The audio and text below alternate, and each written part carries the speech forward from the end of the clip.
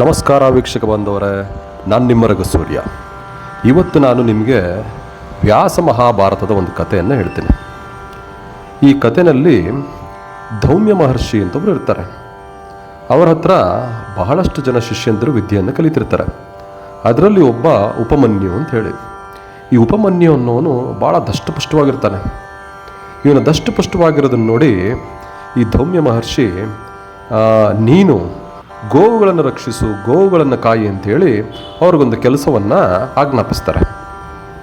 ಅದರಂತೆ ಉಪಮನ್ಯು ಏನು ಮಾಡ್ತಾನೆ, ಗೋವುಗಳನ್ನ ರಕ್ಷಣೆ ಮಾಡೋದರಲ್ಲಿ, ಗೋವುಗಳನ್ನ ಸಾಕಾಣಿಕೆ ಮಾಡೋದರಲ್ಲಿ ತನ್ನ ಕಾಯಕವನ್ನು ಆರಂಭಿಸ್ತಾನೆ. ಹೀಗೆ ದಿನಗಳು ಉರುಳುತ್ತೆ. ದಿನಗಳು ಉರುಳಿದ ಮೇಲೆ ಉಪಮನ್ಯು ಗುರುಗಳನ್ನ ನೋಡೋಕ್ಕೆ ಬರ್ತಾನೆ. ಗುರುಗಳನ್ನು ನೋಡ್ತಾರೆ. ಅರೆ, ಇವನು ಗೋವುಗಳನ್ನ ರಕ್ಷಣೆ ಮಾಡಿಕೊಂಡು ಸಾಕಾಣಿಕೆ ಮಾಡಿಕೊಂಡು ಇನ್ನೂ ದಷ್ಟಪುಷ್ಟವಾಗೇ ಇದ್ದಾನಲ್ಲ ಅಂಥೇಳಿ, ಅಲ್ಲಪ್ಪ ನೀನೇನು ಊಟ ಮಾಡ್ತೀಯಾ ಅಂತ ಕೇಳ್ತಾರೆ. ಅದಕ್ಕೆ ಗುರುಗಳೇ, ನಾನು ದಿನ ಭಿಕ್ಷೆ ಬೇಡ್ತೀನಿ, ಆ ಭಿಕ್ಷೆಯಿಂದ ಬಂದಂಥ ಊಟವನ್ನು ಮಾಡ್ತೀನಿ ಅಂತ ಹೇಳ್ತಾರೆ. ಆಗ ಅವರು ಹೇಳ್ತಾರೆ, ಧೌಮ್ಯ ಮಹರ್ಷಿಗಳು, ನೋಡಪ್ಪ, ಇನ್ಮೇಲೆ ನೀನು ಭಿಕ್ಷೆ ಬೇಡಿ ಬಂದಂತಹ ನೈವೇದ್ಯವನ್ನು ನನಗೆ ಕೊಡದೆ ನೀನು ತಿನ್ನೋ ಹಾಗಿಲ್ಲ ಅಂತ ಹೇಳ್ತಾರೆ. ಸರಿ ಗುರುಗಳೇ ಅಂತೇಳಿ ಉಪಮನ್ಯು ಒಪ್ಕೊಂಡು ಹೋಗ್ತಾನೆ. ದಿನವೂ ಅವನ ಬೇಡಿದ ಭಿಕ್ಷೆನ ತೊಗೊಂಬಂದು ಗುರುಗಳಿಗೆ ಕೊಡ್ತಾನೆ. ಗುರುಗಳಿಗೆ ಕೊಟ್ಟರೆ ಅವನಿಗೆ ಊಟ, ಕೊಟ್ಟಿಲ್ಲ ಅಂದರೆ ಊಟ ಇಲ್ಲ. ಸರಿ, ಮತ್ತೆ ಕೆಲವು ದಿನಗಳು ಕಳೆಯುತ್ತೆ. ಕಳೆದ ಮೇಲೆ ಮತ್ತೆ ಬರ್ತಾನೆ. ಬಂದಾಗ ನೋಡ್ತಾರೆ, ಅರೆ ಉಪಮನ್ಯು ಹಾಗೆ ದಷ್ಟಪುಷ್ಟವಾಗೇ ಇದ್ದಾನೆ, ಹೆಂಗೆ ಸಾಧ್ಯ ಅಂತೇಳಿ ಮತ್ತೆ ಕೇಳ್ತಾರೆ. ಅಲ್ಲಪ್ಪ, ನೀನು ಭಿಕ್ಷೆ ಎಲ್ಲ ನನಗೆ ಕೊಡ್ತೀಯಾ, ಮತ್ತು ನೀನು ಹಿಂಗಿದೆಯಾ ದಷ್ಟಪುಷ್ಟವಾಗಿ ಅಂತ ಕೇಳ್ತಾರೆ. ಗುರುಗಳೇ, ನಿಮಗೆ ಭಿಕ್ಷೆ ಎಲ್ಲ ತಂದು ಕೊಟ್ಟಾದ್ಮೇಲೆ ನಾನು ಎರಡನೇ ಸತಿ ಭಿಕ್ಷೆ ಮಾಡ್ತೀನಿ, ಆ ಭಿಕ್ಷೆ ಮಾಡಿ ಬಂದಿದ್ದನ್ನು ತಿಂತೀನಿ ಅಂತ ಹೇಳ್ತಾರೆ. ಆಗ ಗುರುಗಳು ಹೇಳ್ತಾರೆ, ನೋಡಪ್ಪ, ಭಿಕ್ಷೆ ಎಲ್ಲ ಮಾಡಿದ್ಮೇಲೆ ಮತ್ತೆ ಭಿಕ್ಷೆ ಮಾಡಬಾರ್ದು. ಯಾಕೆ ಮತ್ತೆ ಭಿಕ್ಷೆ ಮಾಡಬಾರ್ದು ಅಂದರೆ ಬೇರೆಯವ್ರಿಗೂ ಕೂಡ ತೊಂದರೆ ಆಗತ್ತೆ, ಆದ್ದರಿಂದ ನೀನು ಮತ್ತೆ ಭಿಕ್ಷೆ ಮಾಡಬಾರ್ದು ಅಂತ ಹೇಳ್ತಾರೆ. ಸರಿ ಗುರುಗಳೇ ಅಂತೇಳಿ ಅಲ್ಲಿಂದ ಹೊರಡ್ತಾನೆ. ಮತ್ತೆ ಕೆಲವು ದಿನಗಳು ಹೀಗೆ ಕಳೆಯುತ್ತೆ. ಕಳೆದ ಮೇಲೆ ಮತ್ತೆ ಉಪಮನ್ಯು ಬರ್ತಾನೆ. ಬಂದಾಗ ಧೌಮ್ಯ ಮಹರ್ಷಿಗಳಿಗೆ ಮತ್ತಷ್ಟು ಆಶ್ಚರ್ಯ ಆಗುತ್ತೆ. ಅವನು ದಷ್ಟಪುಷ್ಟವಾಗೇ ಇರ್ತಾನೆ. ಇದನ್ನು ಕಂಡಂತಹ ಧೌಮ್ಯ ಮಹರ್ಷಿಗಳು, ಅಲ್ಲಪ್ಪ, ಭಿಕ್ಷೆ ಎಲ್ಲ ನೀನು ನನಗೆ ತಂದು ಕೊಡ್ತೀಯಾ, ಎರಡನೇ ಭಿಕ್ಷೆನೂ ಬೇಡಲ್ಲ, ಮತ್ತೆ ಹಿಂಗೆಷ್ಟು ಪುಷ್ಟವಾಗಿದೆಯಾ ಅಂತ ಕೇಳ್ತಾರೆ. ಆವಾಗ ಅವನು ಹೇಳ್ತಾನೆ, ಗುರುಗಳೇ, ನಾನು ದಿನ ಹಸುವಿನ ಹಾಲನ್ನ ಕುಡಿತೀನಿ, ಹಾಗಾಗಿ ನಾನು ದಷ್ಟಪುಷ್ಟವಾಗಿದ್ದೀನಿ ಅಂತ ಹೇಳ್ತಾನೆ.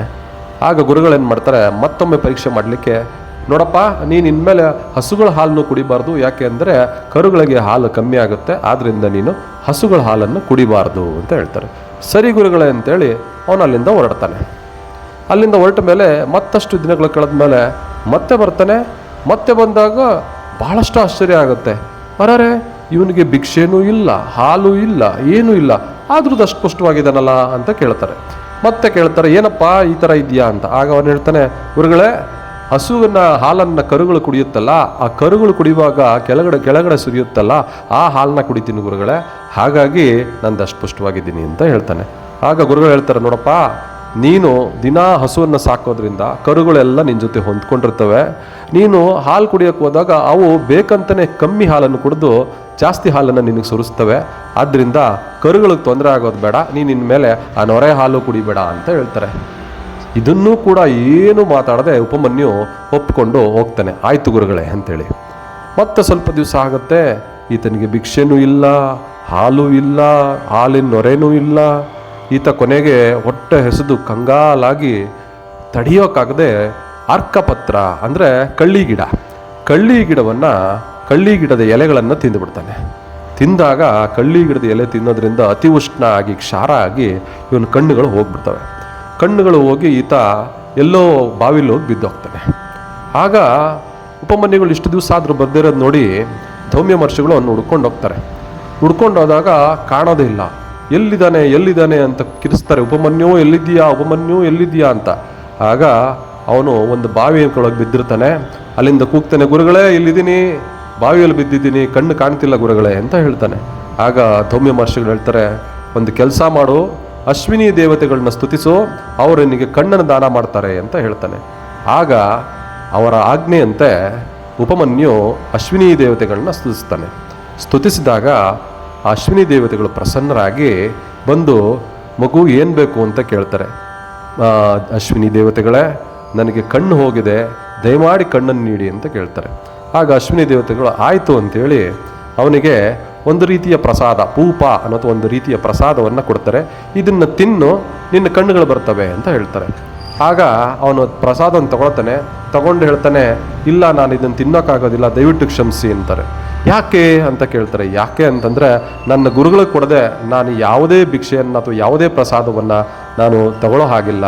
ಅವರಿಗೆ ನೈವೇದ್ಯ ಅರ್ಪಿಸಿ ಅವರು ಹ್ಞೂ ಅಂದರೆ ಮಾತ್ರ ನಾನು ತಿಂತೀನಿ ಅಂತ ಹೇಳ್ತಾರೆ. ಆಗ ಅದನ್ನು ನೋಡಿ ಅಶ್ವಿನಿ ದೇವತೆಗಳಿಗೆ ನಿಜವಾಗ್ಲೂ ಪ್ರಸನ್ನನಾಗಿ ಅವನಿಗೆ ಆಶೀರ್ವಾದ ಮಾಡಿ ಅವನಿಗೆ ಕಣ್ಣುಗಳು ಬರುವಾಗ ಮಾಡ್ತಾರೆ. ಮತ್ತೆ ಉಪಮನ್ಯು ದಷ್ಟಪುಷ್ಟನಾಗಿ ಧೌಮ್ಯ ಮಹರ್ಷಿಗಳ ಪ್ರಸನ್ನ ಶಿಷ್ಯನಾಗಿ ಮುಂದುವರೆದು ಮುಂದೆ ಅತ್ಯುತ್ತಮವಾಗಿ ಬಾಳ್ತಾನೆ.